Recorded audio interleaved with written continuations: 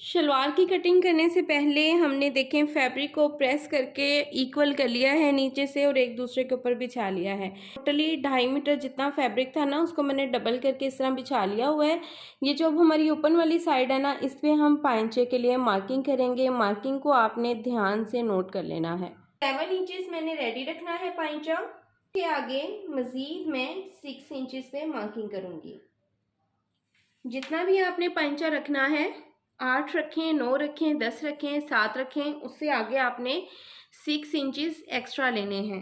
5 inch का हमारा plate डलेगा और 1 इंच जो हमने अपनी सिलाई में मार्जिन डालना है। यहाँ पे मैंने 1/2 इंच पे एक लाइन लगा ली है जो कि हमारा सिलाई का मार्जिन होगा, क्योंकि पाइंचे के अंदर जो फोल्डिंग लगनी है वो एक्स्ट्रा फैब्रिक लगेगा, वो इसी में ऐड नहीं होगी। इसलिए जो हमने मार्किंग की है यहाँ पे इंच टेप को रखेंगे। ऊपर की तरफ हमने लेंथ के लिए मार्किंग करनी है। अब ये हमने देखें 37 इंचेस पे मार्किंग की, 2 इंच हमने नेफे की फोल्डिंग रख ली। अब यहाँ मैं आपके साथ एक बहुत ही अहम टिप जो है वो शेयर करना चाहती हूँ कि हमारी जो शलवार है वो पाइंचे से ऊपर की तरफ उठना शुरू हो जाती है। तो उसका रीज़न क्या होता है? उसका रीज़न ये होता है कि ये जो हमारी सिलाई होती है ना पाइंचे से आसन तक की, वो हम लोग छोटी लगा देते हैं और आसन अपना शलवार के हिसाब से बड़ा रख लेते हैं। और जब आसन को खिंचाव पड़ता है तो हमारा पाइंचा ऊपर की तरफ उठने लगता है। तो आपने आसन बनाने से पहले अपने पाइंचे से अपने आसन तक का फासला जो है वो नाप लेना है अपनी बॉडी के लिहाज से।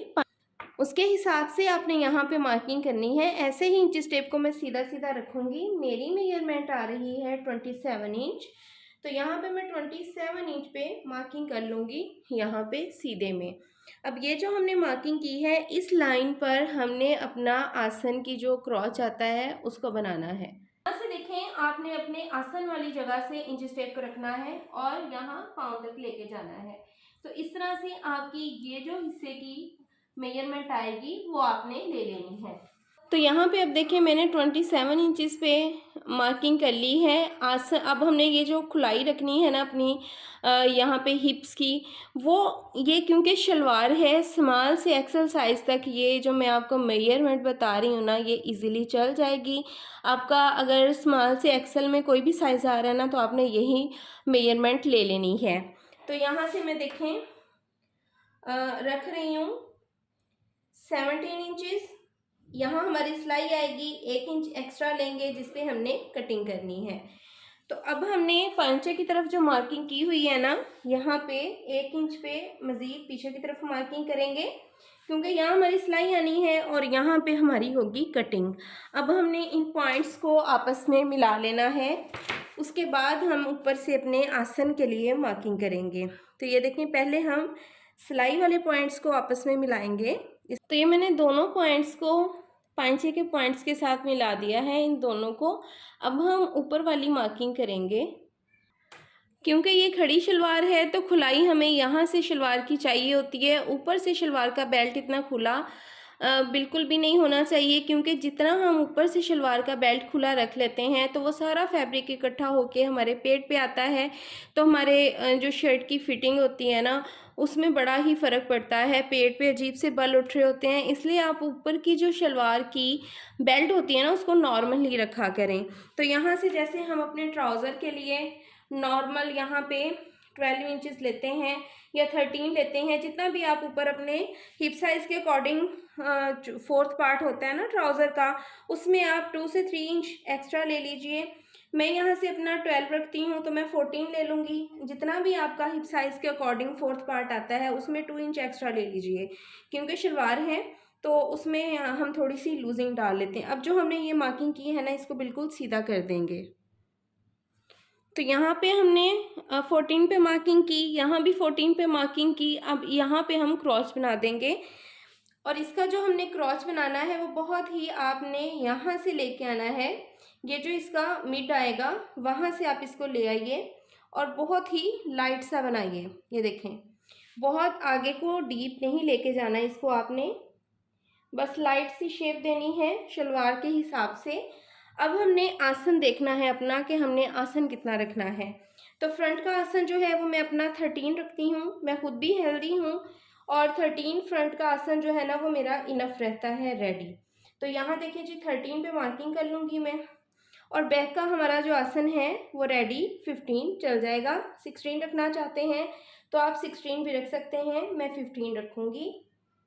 ये देखें, तो यहाँ पे हमारी ये देखें 2 मार्किंग हो गई हैं, फ्रंट के आसन की भी और बैक के आसन की भी। तो है जी हमारा रेडी आसन बैक का। इसमें हमने 2 इंच प्लस करने हैं नेफे की फोल्डिंग के। हमने इसको मिला देना है इसके साथ। ये देखें इस तरह से, ये हो गया जी हमारा बैक का आसन। इस पे हमने अब इन पॉइंट्स पे अपनी शलवार की कटिंग कर लेनी है। अब यहाँ पे हमने जो मार्किंग की हुई है ये वाली, इससे हमने लेना है 7 इंच पाइंचे के लिए। यहाँ पे मार्किंग करेंगे। प्लेट हमने रखनी है 4 इंच लंबी रखनी है, ठीक है।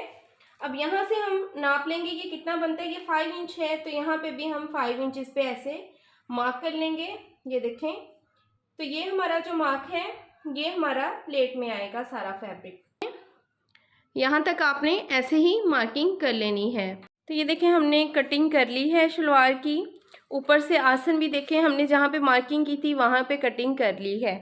अब हमने फ्रंट आसन के लिए मार्किंग करके उसको कटिंग करना है। तो फ्रंट आसन हमारा रेडी 13 इंचज़ था। यहाँ पे हमने फ्रंट आसन के लिए मार्किंग की हुई है। यहाँ पे आ रही है, ये देखें हमारा फ्रंट आसन यहाँ तक रेडी है। ये नेफे की फोल्डिंग। अब हमने ये दोनों पीसीस ये देखें सेपरेट करने हैं। इस वाले कपड़े को पकड़ना है, ये जो हमारा नीचे का है इसके साथ मिलाना है। इस तरह से खोल लेना है आपने अपनी शलवार को। ये देखें इस तक हमने कटिंग करनी है। इस लाइन को हमने इस तक सीधे में कटिंग कर देना है।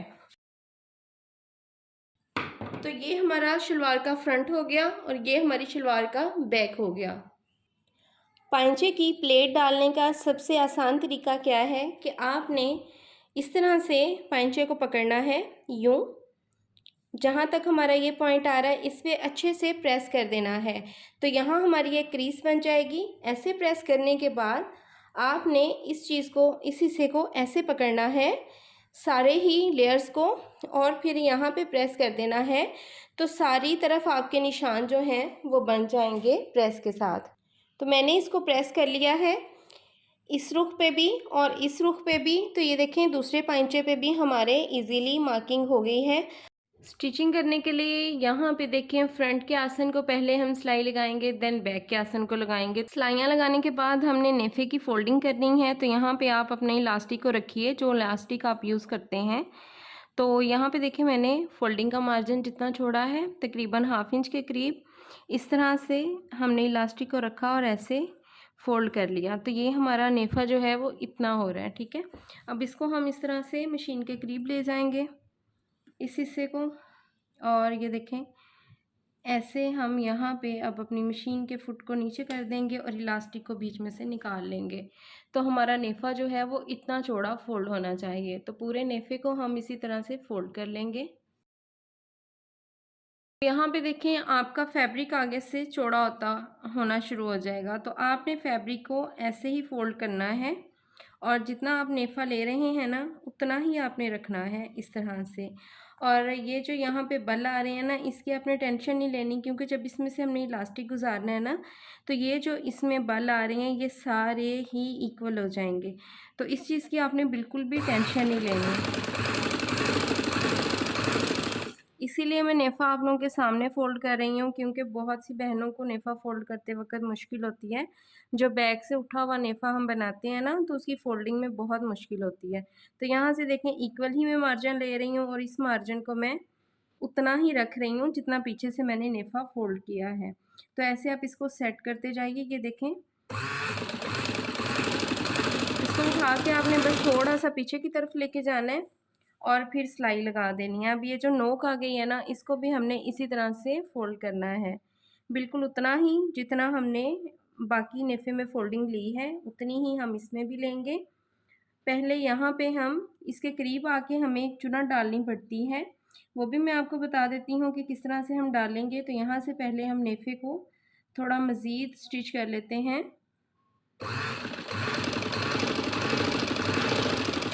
ये देखें अब ये वाली सिलाई के साथ ये सिलाई जो है वो मैच होनी चाहिए। अब इसमें फ़र्क आ रहा है तो इस फ़र्क को ख़त्म करने के लिए हमने पहले इस नोक को इसके साथ मिलाएंगे। अब ये जो फैब्रिक आ रहा है ना हमारे पास, ये जो उभर रहा है, इसको हम यहाँ पे एक छोटी सी चुनट डाल देंगे। जब हमने इसमें से इलास्टिक गुजार देना है तो ये चुनट जो है वो बिल्कुल भी फील नहीं होनी। ये देखें, अगर आप चाहते हैं कि ये चुनट भी ना आए तो फिर आप इलास्टिक को जो है वो साथ साथ ही स्टिच करते जाइए। लेकिन मेरी बहुत सी बहनें ऐसी हैं जिनको इलास्टिक साथ साथ स्टिच नहीं करना आता, उनके लिए मुश्किल होती है। तो फिर आप इस मेथड से अपना नेफा फोल्ड कर सकते हैं। पहले हम यहाँ तक सिलाई लेके आएंगे। अब यहाँ से हमने अपना नेफा जो है ऐसे सीधा कर लेना है, और ये जो यहाँ से फैब्रिक उठेगा इसको भी जैसे उस तरफ हमने चुनट डाली थी इस तरह से चुनट डाल देंगे। इसकी नोक आपने बिल्कुल भी ख़त्म नहीं करनी, क्योंकि बैक साइड को बढ़ा इसलिए रखते हैं कि उठते बैठते वक्त हमारा आसन अगर नीचे की तरफ सरके तो हमारी कमर नंगी बिल्कुल भी ना हो। अब हम सारे नेफे को थोड़ा सा रास्ता छोड़ेंगे इलास्टिक गुजारने के लिए, बाकी के नेफे को स्टिच कर देंगे। अब ये देखें, यहाँ पे मैंने इतना सा फासला जो है वो छोड़ दिया है ताकि इसमें से हम इलास्टिक को गुजार सकें। इलास्टिक को राउंड में गुजार लेना है हमने। अच्छा, इलास्टिक की जो मेजरमेंट है वो कैसे लेनी है? अगर तो आप अपना ड्रेस स्टिच कर रहे हैं तो अपनी कमर के गिर्द इलास्टिक को राउंड में घुमा लीजिए। जितना आप कंफर्टेबल फील करते हैं तो उतना आप इसको रख लीजिए। और अगर आप किसी और का ड्रेस स्टिच कर रहे हैं तो मेरी इस वीडियो को देख लीजिए, लिंक एंड स्क्रीन पे भी मिल जाएगा और डिस्क्रिप्शन में भी लगा दूंगी। इसमें मैंने ऑल टाइप ट्राउज़र्स के लिए इलास्टिक की मेजरमेंट कैसे लेते हैं तफसील से बताया हुआ है। तो अब हम इसमें से इलास्टिक जो है वो गुजार लेते हैं। इलास्टिक इसमें से गुजार लिया है हमने। अब आपने इलास्टिक को इस तरह से देख लेना है कि इसमें बल तो नहीं आ रही है। देखें, सारा जो है ना वो सही डला है। यहाँ से इस तरह से एक दूसरे के ऊपर इसको रखना है, ठीक है, ऐसे। ये वो मैं गलतियाँ बता रही हूँ जो यहाँ पे लड़कियाँ मेरे पास करती हैं। अक्सर क्या करती हैं, यहाँ पे सिलाई लगा देती हैं, इस चीज़ को नहीं देखती। इलास्टिक में बल आ रहा होता है, जब नेफे के ऊपर सिलाई लगाती है ना, नेफा यूं यूं घूम रहा होता है। तो आपने पहले ही इन चीज़ों को चेक कर लेना है ताकि उधेड़ के ना इलास्टिक आपका ख़राब ना हो। अब इसको इसके ऊपर रखेंगे ऐसे, हाफ इंच इधर से हो हाफ इंच इधर से। अब इसको इस तरह से हम सिलाई लगा देंगे। यूं सिलाई नहीं आपने लगानी, यूं, ये फिर मोटा हो जाता है और नेफे के बीच में ना ये वाला पार्ट जो है वो अजीब सा ही फील हो रहा होता है। इस तरह से सिलाई लगानी है। अब देखिए, इलास्टिक के इधर भी सिलाई लग गई, इस किनारे पे भी और इस पे भी लग गई। अब जब हम इसको खींचेंगे ना तो ये खुलेगा नहीं। अब आपने क्या करना है, इलास्टिक सारा अंदर की तरफ कर देना है और ये जो हमारा ये पार्ट है ना इसके ऊपर लगा देनी है सिलाई। अब मैं आपको यहाँ से बताती हूँ कि इस तरह से इलास्टिक नाप के डालने का क्या फ़ायदा होता है। अब ये देखें, इतना फिक्स आया है ना नेफे के अंदर कि अगर आप इसके ऊपर सिलाई नहीं भी यहाँ पे लगाते ना तो ये बिल्कुल परफेक्ट, ये देखें नेफा बना है। यहाँ से जितना हम फालतू का गैप छोड़ते हैं ना, इलास्टिक हमारा अंदर अंदर घूमता रहता है और यहाँ पे सिलाई लगाना लाजमी हो जाता है। इस तरह अगर आप नाप के डालेंगे ना तो इतना कोई वो परफेक्ट इसमें फिट हो जाएगा ना कि बिल्कुल भी नहीं घूमेगा। अब ये देखिए, इलास्टिक को हमने स्टिच कर लिया है। अब आपने यूं नेफे को खींच के सारी इसकी जो चुनट्स डली है ना उनको इक्वल कर लेना है। अब बैक साइड पे देखें, यहाँ पे जो हमने नेफे में चुनट्स डाली थी ना वो फील भी नहीं हो रही। दोनों तरफ से आप देख सकते हैं बिल्कुल भी फील नहीं हो रही। अब इस तरह से आपने इसको खींच के हर तरफ से बराबर कर लेना है। अब ये जो दोनों सिलाइयाँ आ रही हैं ना आसन की, फ्रंट और बैक, दोनों को आपने इस तरह से मिला के ऐसे करके नेफा चेक करना है कि ये हमारे हिस्से जो हैं यहाँ से इक्वल आ रहे हैं, सिलाइयाँ दरमियान में ही आ रही हैं। अगर तो ये बिल्कुल दरमियान में आ रहा है ना, ये हिस्से बराबर हैं, तो समझें आपके चुनट्स जो है ना वो इक्वल हो गए हैं। और यहाँ मेरे पास जो गलती हो रही होती है ना बच्चियों की, वो यही हो रही होती है कि ये चुनट्स इक्वल नहीं करती, बस इलास्टिक डाला और यहाँ पे सिलाई लगाना शुरू कर दिया। फिर इसका क्या रीज़न होता है कि कहीं पे चुनट्स आ रही होती हैं और कहीं पे बिल्कुल प्लेन फैब्रिक जा रहा होता है, कहीं पे बहुत इकट्ठी हो जाती हैं और जब हम बैठते उठते हैं ना तो खिंचाव पड़ता है, तो कट कट करके ये जो हमारी सिलाई है ना वो खुल जाती है, यहाँ से हमारी सिलाई टूट रही होती है। यही रीज़न होता है। आपने इसको बिल्कुल ऐसे बराबर करना है, नाप के देखना है, फिर इसके ऊपर जो है वो सिलाई लगानी है। तो नेफा हमारा बन चुका है और इसको मैं आपको खींच के भी दिखा देती हूँ। ये देखें, बिल्कुल भी ये सिलाई कहीं से भी नहीं उधड़ेगी, खिंचाव नहीं पड़ेगा, क्योंकि फुली इसको खींच के आपने तब सिलाई लगानी है। और देखिए जो हमने प्लेट्स के लिए निशान लगाए थे, अब हम इनको बना लेंगे। यहाँ से यहाँ तक हमने सिलाई लगा लेनी है। यहाँ सिलाई मैंने लगा ली है। सिलाई को आप जब यहाँ पे लेके आएंगे ना, यहाँ से सिलते हुए यहाँ तक जाएंगे, तो इसी को दोबारा घुमा के बैक ले आना है, डबल कर देना है। यहाँ पे धागे को काटना नहीं है, इससे क्या होता है कि हमारी चुनट जो है ना वो उधड़ने लगती हैं बाद में। अब हम पाइंचे को इस तरह से खोल लेंगे। ये देखें, यूँ हमने पाइंचे को खोल लेना है। और ये जो हमने यहाँ पे अपना बॉक्स प्लेट डाला है ना, इसको भी खोल लेंगे। ये जो क्रीज आ रही है ना, इसको हमने इस सिलाई के साथ इस तरह से मैच कर देना है, यूँ। और यहाँ पे आप इस तरह से पहले जो है ना इजी अगर काम करना चाहते हैं तो यहाँ पे आप सिलाई लगा लीजिए। यहाँ पे मैंने देखें सिलाई लगा ली है। इसको अब हम प्रेस कर लेंगे। ये हिस्से को इस तरह से खोल के अच्छे से हमने इसको प्रेस कर लेना है और नीट कर लेना है इस हिस्से को। अब पाइंची को हमने प्रेस कर लिया है, तो ये प्लेट यहाँ से ये देखें इस तरह से खुलेगा, ठीक है। ये बैक से भी आप इसको देख सकते हैं कि बैक से ये इस तरह से लग रहा है। अब इसके नीचे जो है हमने एक्स्ट्रा फैब्रिक अटैच करना है फोल्डिंग के लिए। तो आप एक्स्ट्रा फैब्रिक जो है उसको कटिंग कर लीजिए, जितना भी चौड़ा आप लगाना चाहते हैं। इसकी कोई ख़ास जो है वो ना तो मेजरमेंट होती है, क्योंकि अगर आप चौड़ा पसंद करते हैं तो चौड़ा लगा लीजिए, कम चौड़ा पसंद करते हैं तो कम लगा लीजिए। ये एक सिंपल सी बात है। ऐसे हम फैब्रिक जो है इधर स्टिच करेंगे बैक साइड पे फोल्ड करके, तो उसको तुरपाई कर लेंगे। सिलाई आपने नहीं लगानी, तुरपाई कर लें तो ज़्यादा बेस्ट है। उसके बाद हम ये अंदर की सिलाइयाँ जो हैं वो लगा देंगे। फाइनली शलवार हमारी जो है वो स्टिच हो गई है। ऊपर से इसका बेल्ट भी आप देख सकते हैं कि बिल्कुल ट्राउज़र जैसा ही हमने बनाया है। फ्रंट इसकी हमने कम रखी है, बैक लॉन्ग रखी है और इस तरह से इसका आसन आ रहा है। और नीचे से जो इसकी लुक आ रही है ना, वो यूँ बड़ी स्लिम सी आ रही है, क्योंकि यहाँ पे पाइंचे पे हमने जो बॉक्स प्लेट डाला है ना, उसकी वजह से जब हम इसको पहनेंगे और ये इस तरह से प्लेट खुलेगा ना, तो इसकी लुक जो है ना वो बहुत ही खूबसूरत लगेगी। इसके ऊपर जो है आप यहाँ पे बटन्स भी अटैच कर सकते हैं। मैंने इसके ऊपर जो है वो तिल्ले वाले बटन्स लगाने हैं, क्योंकि इसकी जो शर्ट है ना उस पे तिल्ला वर्क हुआ हुआ है। तो इस तरह से ये देखें, इसका पाइंचा जो है ना यहाँ से इस तरह से ओपन होगा, तो इसकी पहनी हुई ना लुक बहुत ही खूबसूरत लगती है। इसका पाइंचा जो है आप 7 इंचेस से खुला मत रखिएगा, क्योंकि जितना छोटा पाइंचा होगा ना आपके पाँव के साथ लगा होगा, तो ये प्लेट खुलेगा तो बहुत ही खूबसूरत सी लुक आएगी। तो ये थी जी आज की हमारी वीडियो। बहुत ही डिटेल से हर पॉइंट मैंने आपके साथ जो है वो शेयर किया है। अगर वीडियो थोड़ी-सी भी आपको अच्छी लगी हो, इन्फॉर्मेटिव लगी हो, तो चैनल को सब्सक्राइब किए बगैर और वीडियो को शेयर किए बगैर मत जाइएगा। लाइक भी वीडियो को ज़रूर कीजिएगा। और अगर आपकी कोई भी रिक्वायरमेंट हो स्टिचिंग के हवाले से, कटिंग के हवाले से, तो आप मुझे इंस्टाग्राम पे डीएम कर सकते हैं। इंस्टाग्राम का लिंक जो है वो वीडियो के डिस्क्रिप्शन में भी मौजूद होगा और चैनल के डिस्क्रिप्शन बॉक्स में भी मौजूद होता है। तो आप इंस्टाग्राम पे जाके मुझे मैसेज कर सकते हैं। और जो लोग कटिंग स्टिचिंग सीखना चाहते हैं घर बैठे, वो मेरे चैनल पे जाइए, प्लेलिस्ट ओपन कीजिए। प्लेलिस्ट में सिलाई कोर्स का पूरा जो है ना वो डिटेलिंग वीडियोस जो हैं वो मौजूद हैं, आप उनको वॉच कीजिएगा।